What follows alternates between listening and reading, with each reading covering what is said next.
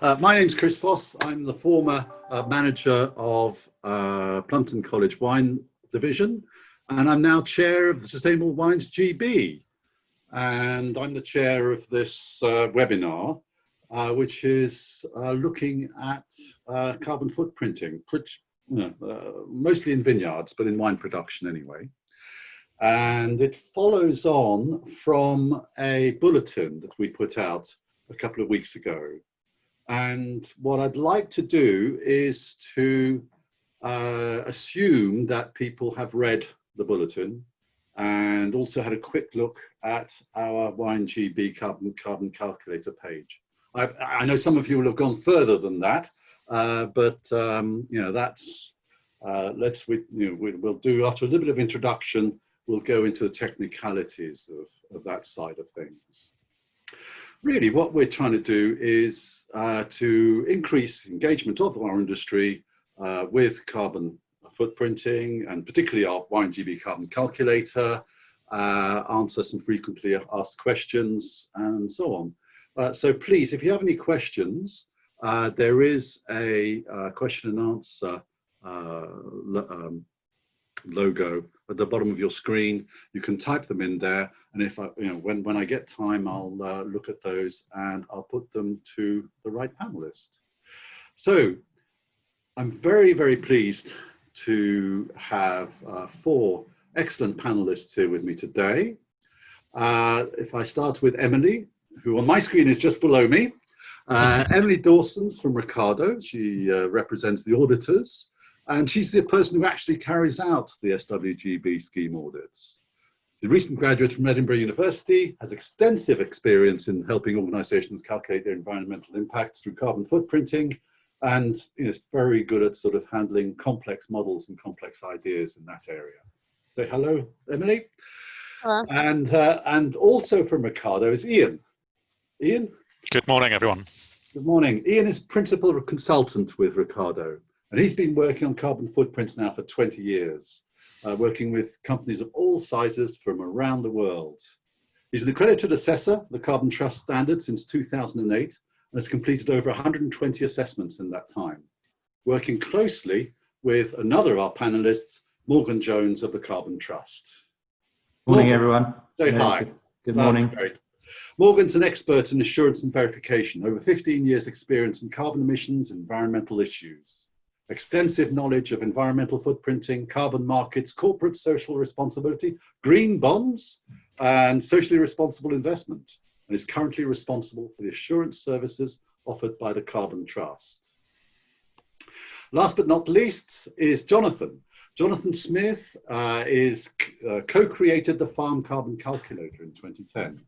This is a tool for all farmers and growers in the UK to measure the carbon footprint of their businesses.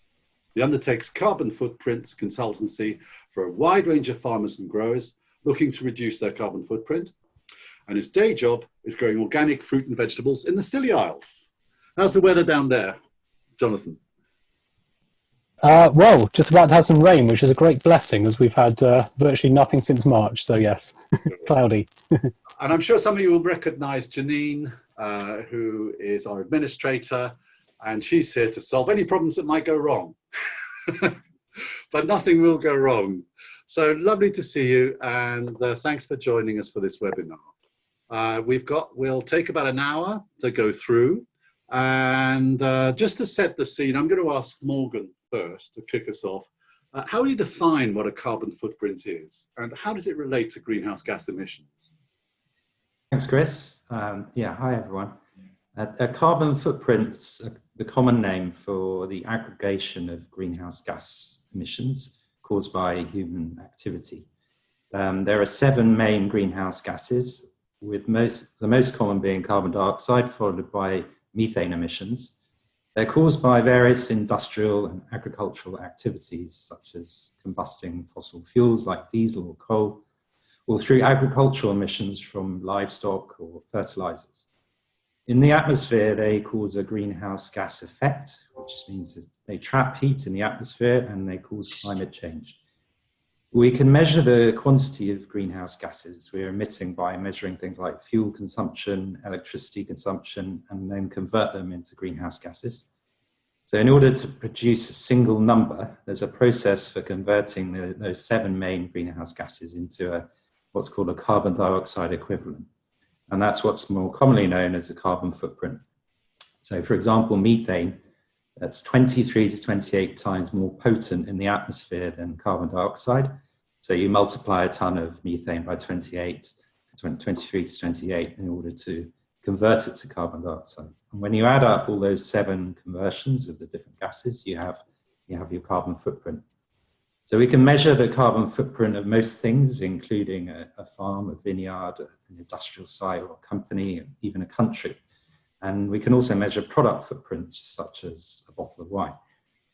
There are a number of methodologies for calculating carbon footprints, including the Greenhouse Gas Protocol, which is produced by the World Resources Institute and World Business Council for Sustainable Development, and a standard produced by the International Organization for Standardization, ISO, and that's called ISO 14064.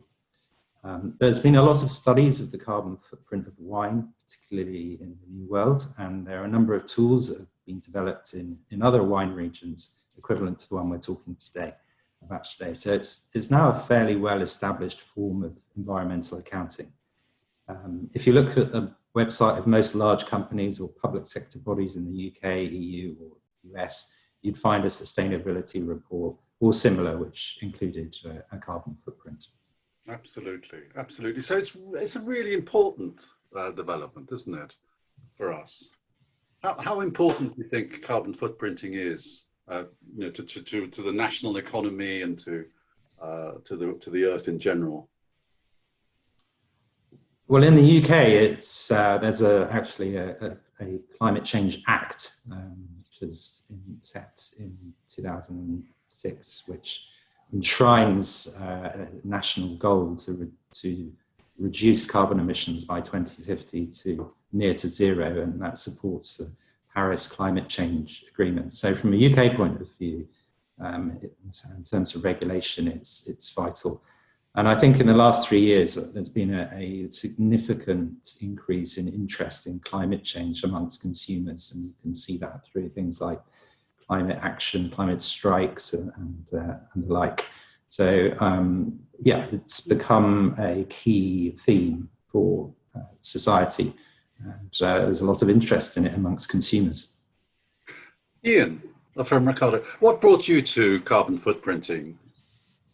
Well, many things brought me to carbon footprinting, Chris. But one of the key things for me, and kind of building on what Morgan's already said there around how the marketplace has grown and become more familiar with carbon footprints, and therefore the existence of carbon footprints for organizations, delivering benefit to them through being able to market their products as more environmentally friendly, or being able to demonstrate that they as a business are acting in a more environmentally sound way than some of the competitors that they have, and so on.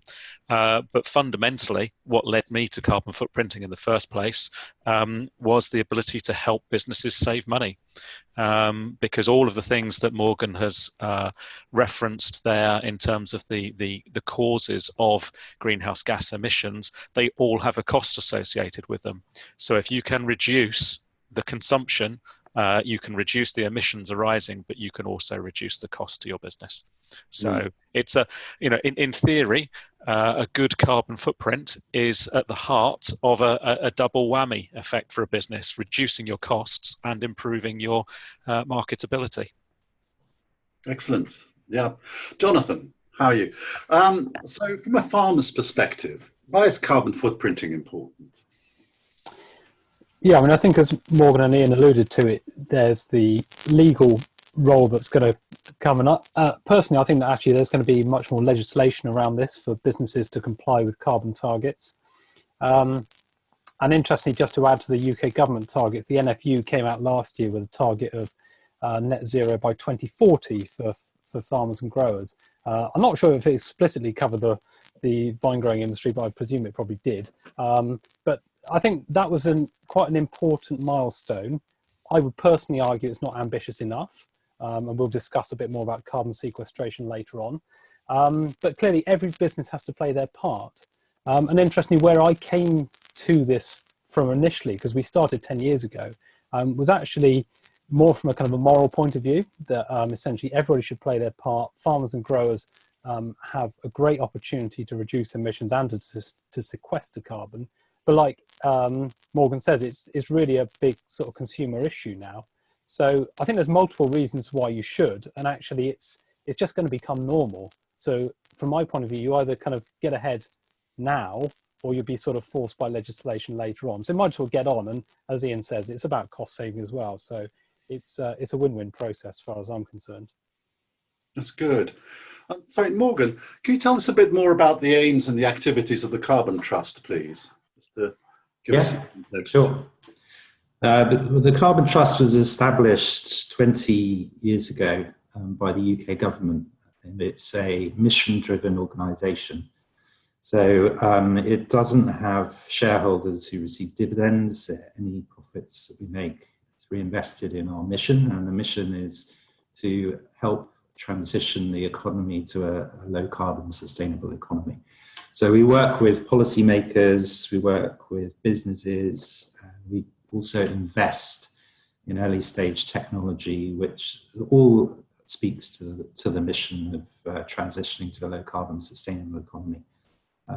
And my particular activity is I'm head of assurance of Carbon Trust. So we do a lot of product carbon footprinting, including we've footprinted wine, and we also work with organizations to help them reduce their own carbon footprint, and also providing access to finance in order for that to happen, whether it be through loans, or also I particularly work on things like green financial instruments such as green bonds and green loans, which are issued by banks and other corporates to raise capital in order to pay for the transition that's required. Good. Well, I wanted to get some background, before we started talking about the tool, to see how important. And I think what people are saying is that carbon footprinting is the future. We're going to be seeing a lot more of it, and I think it's really important for our industry to engage with it. So, Jonathan, without sort of demonstrating the whole tool, can you introduce it to us, please? And tell us its strengths and how good it is, please. Yeah, sure. Thank you. So, as Chris said in the introduction, I was working on the farm carbon calculator for 10 years. So this has come from a background of 10 years of experience of creating a carbon calculator for all UK farmers and growers to use. And it's developed a lot through that time, and we've developed a lot of kind of user interface, which I think is really, really good now. And our latest version, I think, is a really a winning design, actually. I'm really pleased with it. So Chris came to us with a proposal to create the WineGB carbon calculator to specifically design for UK vineyards and wineries. So we engaged in this, and I think what we've got is a very useful tool that has that the ability to be specific to an industry, whilst our kind of raison d'etre is very much being about comprehensive and being user-friendly and making sure that carbon sequestration is covered in full, because this is a very, very important area for all farming and growing. So essentially, you're asked to collate your input data, you enter it into the calculator, you get live results displayed. You'll see all this if you follow the guides and the videos we've got on the WineGB carbon calculator page there. And then it basically gives you a live breakdown of results and then a kind of a report at the end, which will give you all your carbon emissions, all your carbon sequestration, or indeed offsets for wineries, because obviously there's no carbon sequestration is happening in soils and biomass, which obviously is only happening on vineyards, not in the wineries. And then the figures that are essentially pumped out at the end of it are expressed in tons of CO2e, carbon dioxide equivalent, as Morgan was explaining before, which is a nice kind of common language to convert all the greenhouse gases to CO2, which is nice and easy to understand. And then it also gives you the percentage breakdown of, for instance, what percentage diesel is of your total emissions, how much soil organic matter is making in terms of your sequestration, and then in terms of your carbon balance as well. So it effectively allows you to identify hotspots of emissions and opportunities for carbon sequestration. So that's the basic tool, and I think it does it in a very user-friendly way where you can clearly see through the data, but as I said earlier, it's very comprehensive as well. Yeah, I would echo that. I mean, we had a subcommittee of SWGB, look for a carbon calculator, because and because we wanted our own specific one, and we were particularly attracted by how comprehensive it was, and also the response of the farm carbon calculator tool, and how sort of helpful they were in adapting their tool to our needs. And it proved quite a journey, didn't it? I mean, I think that, we had to have a lot of communication to explain the differences between vineyards and wineries and other agricultural, sort of organizations which you're involved in.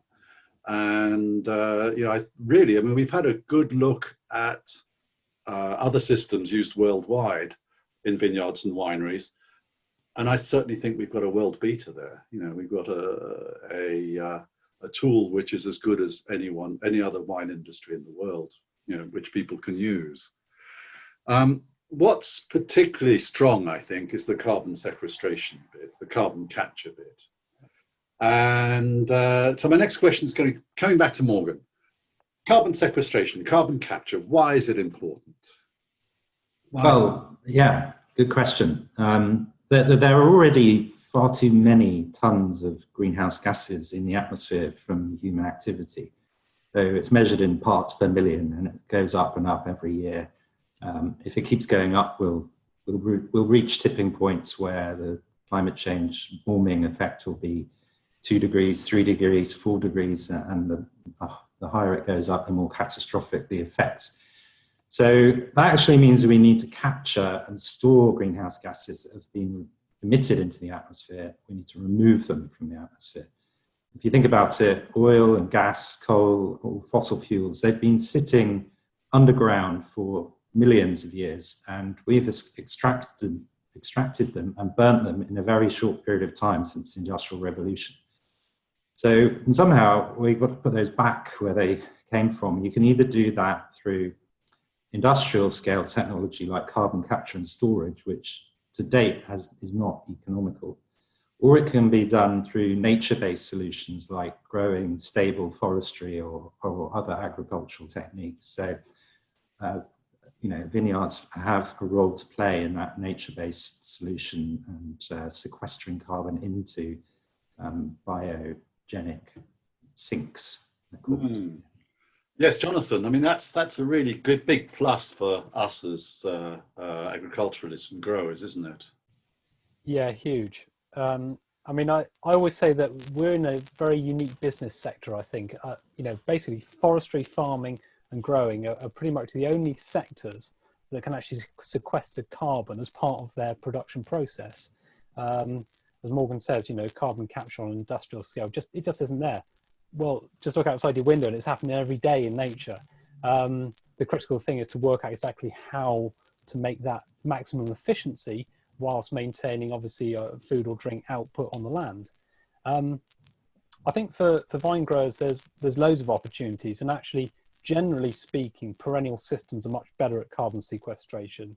There are a lot of losses, major emissions from cultivating soils and from livestock systems. But the more you can do in terms of perennials, of sucking that carbon down through biomass on the farm and storing it in the soil, the better. So specifically in the vineyard, I would say you've got carbon sequestered in the vines themselves, in the woody biomass. You might be able to, increase or decrease that slightly according to maybe the varieties, how vigorous they are, or the planting density. But more critically, I think your real opportunities are in the soil, as they are for all farmers and growers. Essentially, it's about minimizing cultivation, maximizing the amount of organic matter that goes in, and really concentrating on the understory underneath the vines. You can do a lot there in building soils through the right kind of sward mix or understory, and the way you manage that as well. Essentially good. It's essentially grassland and perhaps with some legumes in as well, and that can build carbon if it's well managed. So I think you've got a great opportunity there as vine growers to really sequester carbon, and it's all about really going into some depth there to understand how much is being sequestered, how quickly, what practices can you do to improve that. And to be honest, you just have to get into that and really try to understand it better. Yeah, and I mean, and vineyards situated usually in beautiful bits of countryside with, wild areas surrounding them. And we are sort of curators of the countryside, and in a sense, you've got to look beyond the rows, and look sort of what surrounds the vineyard, and look at that. And certainly no burning. I think that's a no-no, isn't it, for carbon? Any burning is CO2 going up in the atmosphere, absolutely. And I was just going to add to your kind of sequestration potential. I mean, hedgerows are brilliant. In our British landscape, we're generally surrounded by them. The bigger the hedge grows, the more carbon it's sequestering effectively. Now, obviously, there's a management issue there to consider. And then also woodland. If you've got a patch of woodland or you're thinking about planting more woodland, great way of storing carbon. And even down to the field margins around the edges of the vineyard, that's potential to sequester carbon. So there's loads of great opportunities within the vineyard, and that should really reflect right through from growing the grapes to producing the wine to selling to the consumer. Great opportunities there to sequester carbon. But the devil's in the detail, and that's what this work is all about, really. Yeah.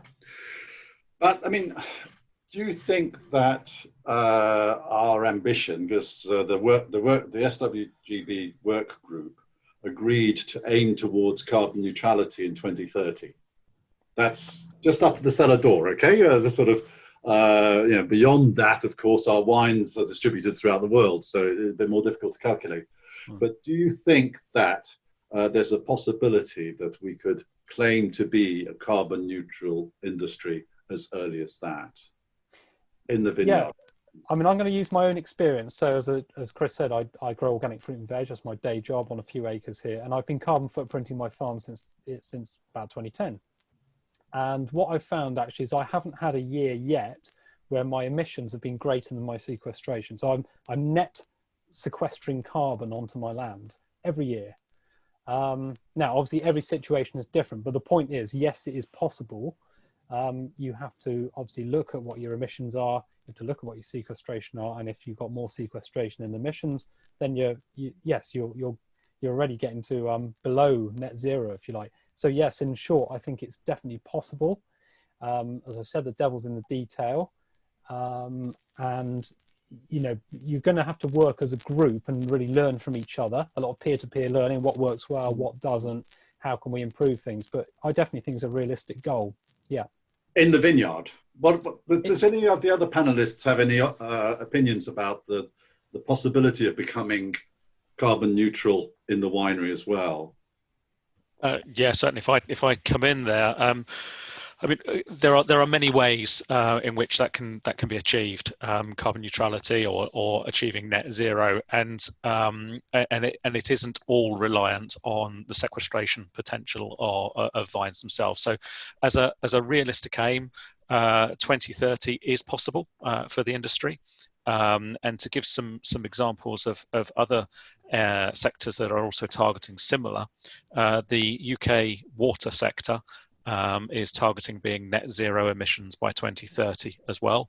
And if you think about the size and scale of their operations, how much electricity they use in pumping water around for each and every one of us every day, and the emissions arising from the wastes that they treat, they have a huge task to achieve net zero. If they can do it, and if they can target doing it, then we certainly can as a sector.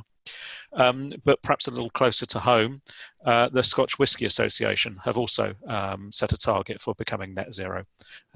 So, and for them, that is generating opportunities around looking at different fuel sources, different ways of generating the heat that they use, different ways in which waste products or wastes arising from processes could be turned into products, therefore spreading that CO2 impact over a greater number of uses and reducing the impact per unit there. So yes, many potential opportunities there. That's great. That's great. It'll be 10 years before the New Zealanders. I think, Chris, I think the ambition that you've set is aligned with what I see in other industries. So Many companies in other sectors are signing up to net zero targets, and they have a steep reduction pathway out to 2030 or 2050. Most of those, in order to do that, they're doing things like buying green electricity or offsetting their emissions to declare carbon neutrality. And I think it's been a noticeable trend in the last 2 to 3 years. So I think the ambition is very much aligned with what I see elsewhere. Great. Oh, I'm really optimistic about that then. Good. But I mean, obviously, the first step with that is to record, and to record effectively, and that's Emily's job, I think. To how Emily, you're the auditor for the Sustainable Wines of Great Britain scheme, and well, we've had about a dozen of our members starting to provide you with evidence to show that they are meeting the guidelines. One of which, of course, is the need to measure their carbon footprint. How's it been with you? How have you found this, the use of the WineGB carbon calculator? Yeah, so for the audits, the report that you can extract from the tool is what we need. That's the sort of thing that we need to be sent, which is quite good that you can extract the PDF, and then you can attach that to an email and send it across to me. That's basically all we need for the audit to meet the minimum standard. Is the PDF report is enough for us to see that you're completing your carbon footprint using the WineGB tool. One thing I would add, just as a sort of the report is a PDF is the main part.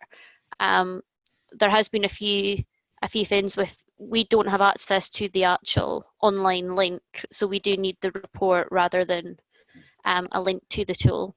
But that in itself meets the minimum standard. Right. Actually, just on that, users can actually generate a link to the actual report to send to somebody else. There's what's called a shareable URL. So you can just click on that, email the link, and somebody can immediately link to your own carbon report. Yeah, Good. then that would also work for the audit. Yeah, that'd be perfect. Right. But I mean, the minimum standard is pretty straightforward. I mean, I think that those who have used it have found that Jonathan's Excel spreadsheets, to gather the information, are well constructed. And once you've got those, actually putting the information into the tool is very straightforward. And then you generate a results sheet that you can then store as a PDF and send to Emily. That's working well. The next step, which we will engage with in sort of December time or so, is looking at benchmarking. And that's going to be another challenge, but Jonathan has risen to it. How do you foresee the benchmarking going for SWGB? Yeah, thank you. So what we've got the ability to do with the calculator is effectively to collate data from users in certain sectors. So for WineGB users, we can identify who the users are, and we can aggregate that data and then anonymously produce the results of the kind of benchmarking. So we can work out, for instance, what the average carbon footprint is, the balance. We can work out how much diesel people are using, or how much sequestration is going on, or how much fertilizer use. All those sorts of things we can work out. And then convert that essentially into the two functional units, rather per hectare for vine growers, or for a ton of grapes, or indeed for a bottle of wine for the wineries. Those are the kind of functional units. Yeah. And I think the only calculation sort of Chris and I need to work out is what's statistically significant. How many members have you got? How many have filled it in? And therefore, how much data do we need in order to benchmark effectively? So I think that's really the only conversation that we need to have. And I think we just need a little bit of time for people to actually fill in the calculation so we can generate that benchmarking data. Yeah, so it'll be interesting to see what comes out, because there's particularly in wineries, there's such a range. I mean, some wineries, for instance, don't bottle. They send their wine off to be bottled by somebody else. Others sort of buy grapes, buy grapes in, press them, and then sell the wine, or buy wine in. So it's going to be tricky. I think probably one of the most important things is that the members benchmark themselves year on year and look at their own activities. But it will be interesting to see what range of results we get from people. And, we'll be able to do that pretty straightforwardly for the members, because all the members, you have a random 4-digit code. So, which is confidential to them. So I can just ask Jonathan to bring up the results from those sort of 20, 30 people with the random codes. And I'm hoping we'll come out with some interesting data. Yeah, just to sort of add to that, I mean, we find that the tool is, particularly with the other farmers and growers we work with, it's very useful for them understanding year on year how they're progressing. But we often get asked about benchmarking, and through this new tool, we're able to do that now. And we'll be doing the same thing for other farmers and growers later in the year when there's more data. And that's just fascinating, just to know where you are on the scale, what the averages are. That's fascinating data, and it just helps you on your journey towards net zero or net sequestration. Yeah, but you can quite easily put people into bands, top quartile in diesel use per hectare and this sort of thing, so that you can position yourself against the others. As I say, with with a certain amount of caution, because sometimes it's vineyards and in different areas, for instance, wineries with different activities. Yeah. But Emily, once they've taken their carbon footprint, in order to meet best practice guidelines, the members have got to put a strategy in place to reduce their carbon footprint. What sort of things are you looking for in that strategy? Sure. So the best practice criteria in general are looking to go beyond what you're doing at minimum standard. So for the carbon footprint target here under best practice, it's looking for actions and plans and on how you're going to improve. So some of the things we'd look for there is we'd ideally like to see what your baseline carbon footprint was. So what are you comparing it against? So it may be that your baseline is this year if this is your first carbon footprint that you've calculated, and then we want to see aims of how set some targets of what you want to get to, or what sort of changes you want to make. And then in the next audit, we want to be able to see your action compared to that baseline, so to see progress. So that one is very much along that lines. One area that could potentially be useful there that quite a lot of organisations do is, instead of setting what's known as absolute targets, they'll set an intensity target. So you may set an intensity target of so many tonnes per hectare or per bottle of wine. And this is an intensity target is basically your emissions per a unit of intensity. So that sort of allows for growth. So if you set it per bottle of wine, if it doesn't then limit you that you need to reduce your emissions while you're also trying to grow. So that's one area that we'd recommend is quite often quite useful for businesses. Yeah, I think absolutely. You've got to, particularly in vineyards, it's worth looking at the carbon footprint per hectare of vines. Okay, now I've got a series of questions now that have been sent to us, and I'll I guess will be mostly for Jonathan, Emily, and myself.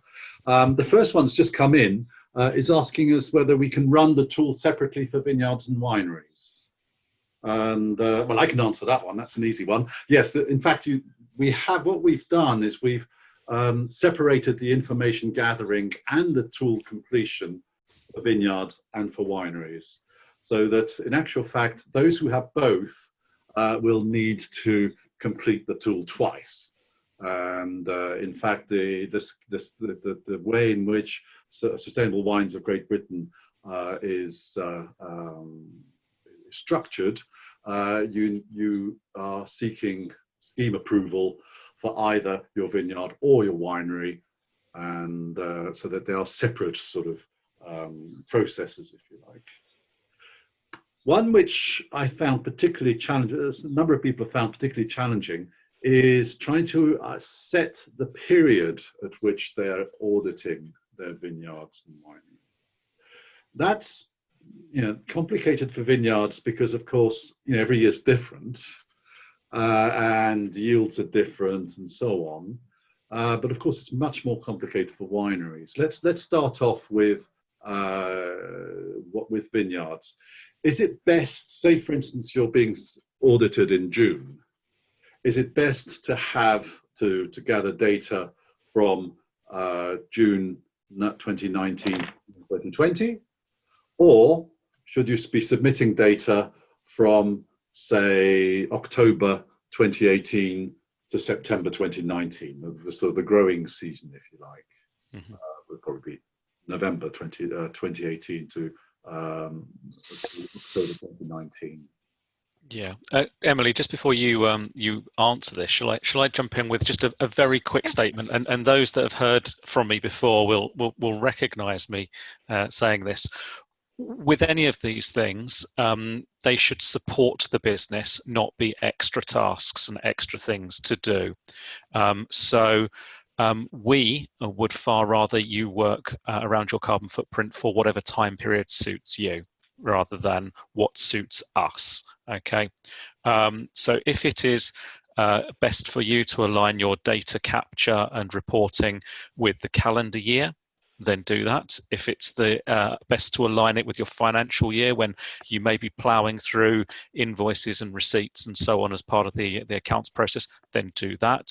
If it works to do it in line with when you're submitting your data for the Sustainable Wine Scheme submission, then do it then. It really doesn't make any difference to us, the time period. What does make a difference is making sure that we have a consistent year's worth of data year on year for that comparison process. But please don't do anything new or different or set up just to meet the needs of the scheme. The scheme will work with the data you produce. I would strongly echo that. Make it useful for you. That getting certification is great, and passing the audit is is fine. But really, the most important thing is that you get a result that's meaningful for you and that you can use to work on your carbon footprint. Jonathan, how does it work with the other farmers you've been working with, other farmers and growers? Yeah, I mean, our basic premise is over the last 12 months. Now, where you set that period, as Ian says, is kind of up to you. I would sort of urge that you do it as soon as possible, but absolutely that, don't bust a gut to try and get data where there isn't data available. If it works with your financial year, that's brilliant. And actually, going back to something you said a little earlier, Chris, the data gathering is definitely the hardest bit of the calculator. And for some people, it will be quite straightforward, and for some, it will be more of a challenge. Quite frankly, it depends on how your records are. But it's a bit of a process. And once you get into the habit of even just understanding where to look for data, you'll find it a lot easier next time. And you might even start keeping your data in a slightly different way so that it becomes a nice, easy process.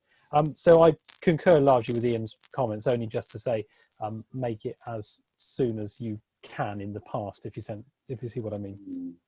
But I think we're blessed with a process that, I mean, a lot of farmers grow a range of different crops. So for them, it's a bit more complicated. For us, we pick in October, and that's really the sort of the end of the season for the vine grower and the beginning of the season for the winemaker. So maybe that would be the place at which you from which you either start or end your data. And of course, if you've got data for that growing year, well, then that growing year becomes certified, and so you can get your bottles approved. And also, it's no surprise that we see most activity on the calculator in the winter months. Yes. Farms and growers tend to be less busy. And just a small technicality: when you go into the calculator, there's it will automatically come up with today's date as the start of your report. But you can just click on that and change it. It's just to whatever period. Okay, so there's no problem with having separate time periods for vineyards and wineries, are there? No, I mean, they're two No. separate sort of audits anyway, so that's absolutely fine. And as the vineyard production varies so much from year to year, how can comparison between the years be useful for a vineyard? For me? Yep, sure. Yep. Jonathan. Yeah, I think, yeah, as you say, you're in a more unusual industry in the farming and growing sector in that you tend to just have one output. So actually, if I can just draw a little analogy, we talk about when we're collecting data on soil organic matter, which is really, really important to understand what's happening in the soil. There is variation there, and actually what the model we've kind of moved to is to say you can enter 5 previous soil organic matter measurements and take the average from them over a number of years. And I think over time, maybe you want to move towards that model in carbon footprinting, particularly for vineyards, because understand there is a lot of variation between the years. So in essence, you just have to start doing the data, and it's a learning process, and there'll be a bit of noise because your carbon footprint per ton of grapes, for instance, will go up and down according to your yield, but per hectare, perhaps that's a more reliable output to start with. So I think you've just got to start doing the process, and we'll see how this goes. Yeah, I think from a benchmarking point of view, tons of carbon dioxide per hectare is a more meaningful figure than tons of carbon dioxide per ton of grapes. Yeah. Now, there was a question about trellis materials, because we've got some trellis materials that feature in the materials category and some trellis materials that feature in the inventory category. How do we know where to put which trellis materials? Yeah, so just to explain the difference, so materials is any sort of material like wood, plastic, metal, anything like that you would use in the vineyard on a kind of, so things like sort of repairs or small jobs. If you're establishing, for instance, a new vineyard or you're completely replacing your trellising or your fencing or whatever it is, put that in the inventory because that's like a capital item. Same principle as accounting, so it's then effectively written off over 10 years. So it'll appear there every year for 10 years. You'll only be charged the carbon cost of 10% of it each year, okay? So if that kind of makes sense. So essentially large jobs in inventory, small jobs, materials. That's right. Otherwise you just get the big carbon hit. If you have to replace a post, it's materials, but when you're planting or developing your vineyards inventory. Yep. Now, we tried to cover pretty much all the inputs that we could in the in the tool, and maybe there are a couple that we missed out. I mean, anti-frost bougies, for instance. I'm sorry, that's my fault. I asked Jonathan pretty much a couple of days before it was live, and he hadn't come across them. So for the next iteration, we'll try and put anti-frost bougies into there. I'm sure it's just the containers of wax, so it shouldn't be too tricky. What about things like pelleted chicken manure? Yeah, again, as you said, Chris, we're intending to do an iteration on an annual basis, and in fact, it'll be slightly shorter because then we tend to do a carbon calculator revamp every year, which to launch in January. Mm-hmm. So actually, it's not very long until the kind of next iteration. So all these little gaps, and it's things like bentonite and caustic soda, research data. We're really struggling to come up with reliable carbon footprint figures for that. But again, we'll keep searching. We've got our list of what we need to try and find out, and the wax boogies and things like that. We'll try and plug those gaps. It's an ongoing process to try and make the tool more comprehensive and get more options in there. And someone asked about when you put a plant protection, substance or a pesticide, you're supposed to put down the percentage active ingredient down, or the total amount of active ingredient. The kilos. Of why is that? Why not just have the total weight of the product? Yeah, it's an interesting one. Actually, because as you know, there are sort of hundreds of products, of sprays and things like that you could use. So we're really taking data that's been averaged out for pesticides, insecticides, herbicides, fungicides, and it's a kind of an average figure. but the functional unit is per kilo of active ingredient. I appreciate it's not particularly user friendly, but it's a really complex area, and we have a lot of discussion around this with a lot of farmers and growers. Just to note though, as it happens in carbon terms, the sprays aren't actually that carbon intensive. Fertilizers are much bigger deal. Obviously there's wider impacts in terms of using sprays, but actually fertilizers are a much bigger deal to be worried about and to get accurate on. But I guess, I mean, if you look on any product label, the first thing you see is the percentage of the active ingredient. So yeah, if you just measure, if you just multiply the amount of that product you're putting in by that percent, you'll get a figure which you can then put into the... Exactly. Okay.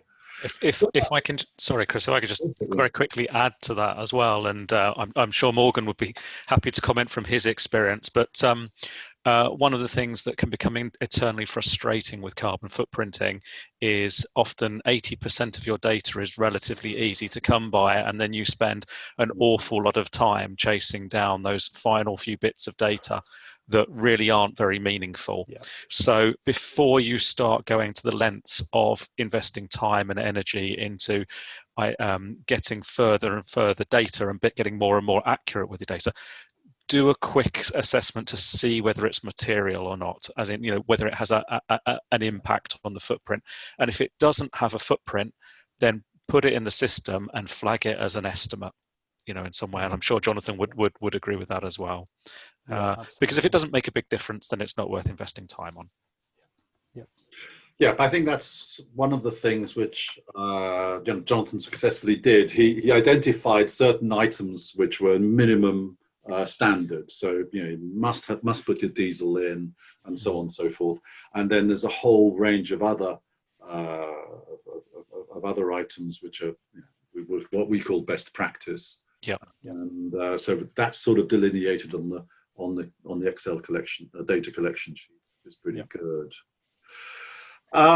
Okay, and there was another question about the vineyard equipment. We were asked to evaluate total weight of vineyard equipment under 10 years old, but the person couldn't find the entry point for that assessment on the tool.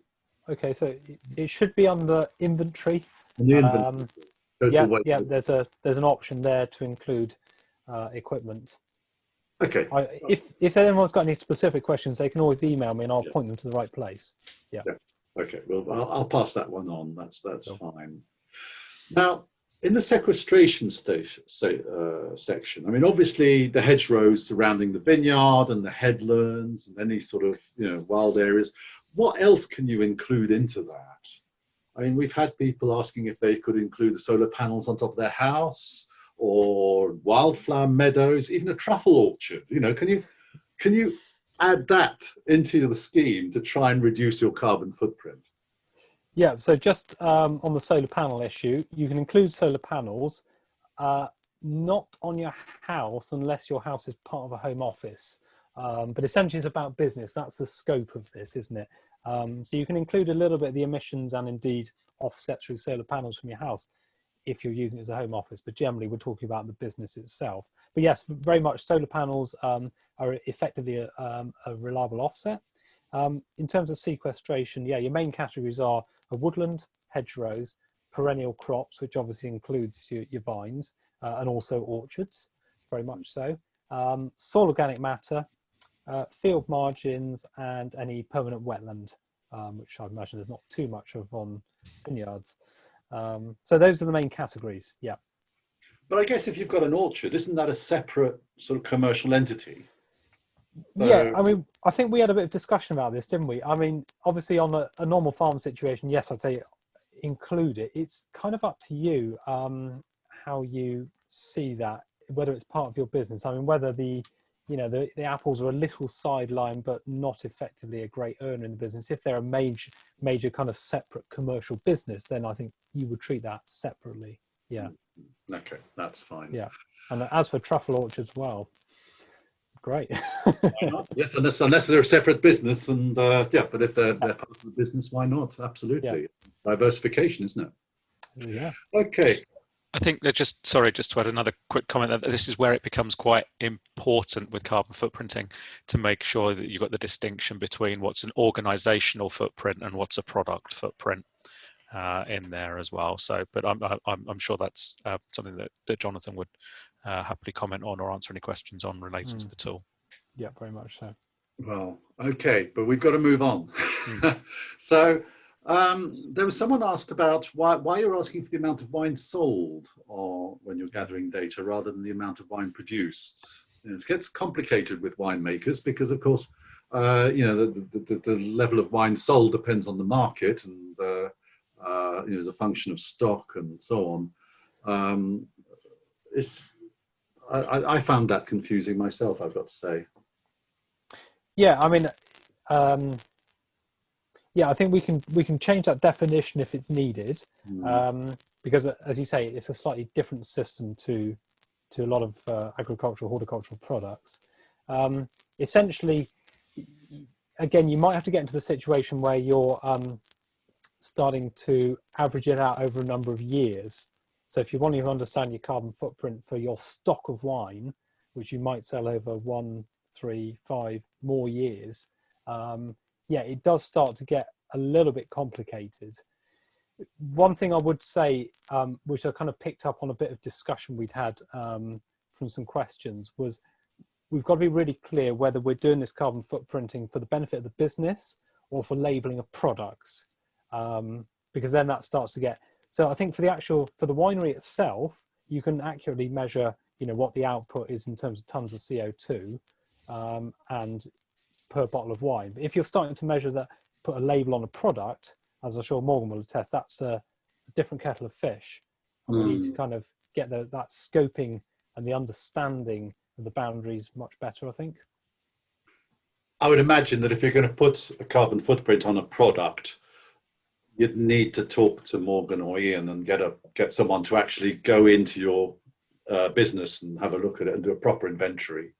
That's where a life cycle approach would come in, where you're looking for the footprint in all stages from growing all the way through to it ending up in the consumer's home, and even being in the fridge. The electricity used to cool the white wine would be included as part of that life cycle footprint. So it's a different kind of analysis. This is an organizational footprint. But I think if we're still very much in the early stages here. And, as I say, we've got a contract with Farm Carbon Calculator to sort of develop the tool over several years, review it every year. And I'm sure they review their main tool anyway. And certainly, one of the major improvements we want to try and bring in is to make it more complete and also increase the rigor so that we so that it's works really well for us.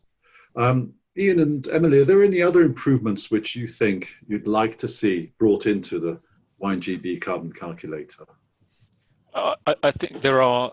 That's the eternal question. There are always things that can be done differently or be done better, and so on. And I think that's a conversation for another day. We are at the start of the journey here, and the most important thing is that all members use the fact that they can access this tool, that it provides them with a consistent set of data to work from, to start looking at and understanding their business in perhaps a different way to how they have before, and start to generate those benefits from it. Whether it's analyzing the data to reduce costs, or whether it's using the output data to support marketing, and when the corporate customers ask what is the carbon footprint of your product, being able to point to an answer rather than saying I don't know. Yeah.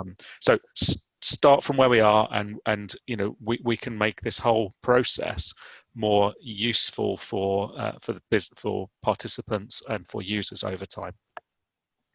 That's great. And just to finish off, I'd like to ask the panelists what they think the impact will be of the WineGB carbon calculator on our industry, or what they'd hope the impact would be on our industry. Shall I start with Jonathan first? What impact do you think this wine calculator will have?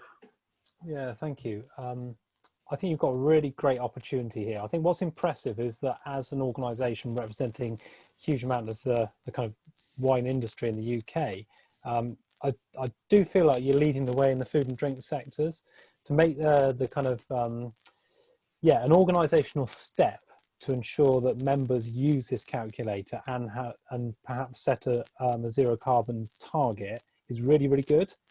And then you just need to, you need to keep measuring, you need to reduce, you go remeasure, reduce until you hit your targets. And this tool is really well suited to doing that. So I think what you'll find is that it will enable users to make informed decision making. So as I said, not only do you understand your carbon footprint, but you can also use it to do scenario planning. So for instance, what happens if I get an electric vehicle? What if I put solar panels on my roof? What happens if I plant some woodland or sequester more soil organic matter in my soil? So that really enables you to get some answers in a kind of data form to understand where you need to go.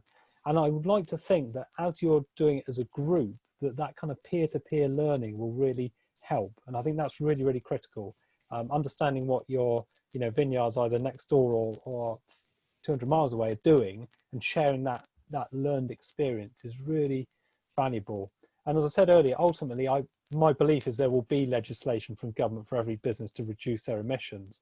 So you can either start now and be ahead of the curve, or you'll have to catch up later. And as Ian says, it's about cost saving. It's morally the right thing to do. It's good business practice. And we're in a new era, aren't we? So I think you're really in a good place, and we'll be cheering you on. Good luck with it. Great stuff. Emily, Ian, Morgan, is there anything you'd like to add to that? Morgan, you nodded. Yeah, I just think there's a really good opportunity for UK wine industry. We talked in the past. Food miles has been a subject that's popped up in the media, and I'm sure wine miles, is a question that some consumers will be thinking about. So, in terms of the UK market, UK wine production, which has measured its carbon footprint and is reducing it, is a good story in comparison to other regions. Good. Ian? I just think it's kind of building on some points that Jonathan's made there, really. The being ahead of the game is fantastic, and being able to, as a part of the food and drink market in the UK, being able to sit at the table and say to others in that sector, this is what we're doing, why aren't you? Or where are you? Or being able to as a sector, demonstrate the contribution that you're making to the government's net zero target for 2050. These are tremendously strong things that really position you well as a business. And when you also think about things like with Scotch whisky, why are they doing net zero? It's not just about aligning to the government targets that are in place. It's also about protecting the premium of their brand. So, they are no longer just the premium whiskey in the market. They are the premium whiskey at the best environmental price as well. Excellent. Thank you ever so much, Ian. And I've got to say that, from my point of view, we will also, I think, need to go more into carbon footprinting for wineries and carbon sequestration in wineries as well, which is something where the brewing industry, for instance, has already engaged with that, and some of the major winemakers. And that's something which we hope to put a bulletin out, an SWGB bulletin out in September. So look out for that. But, we've pretty much run out of time.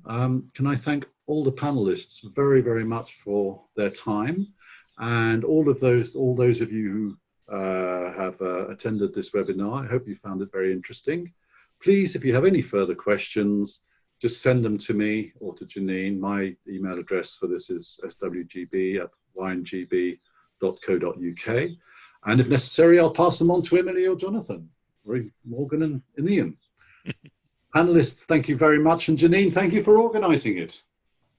Thank you very much. Thank you. And thank you for chairing, Chris. Bye-bye. Yeah, thanks. Yeah, great sharing. Thank you. Thank you. Goodbye. Bye all. Bye. Bye.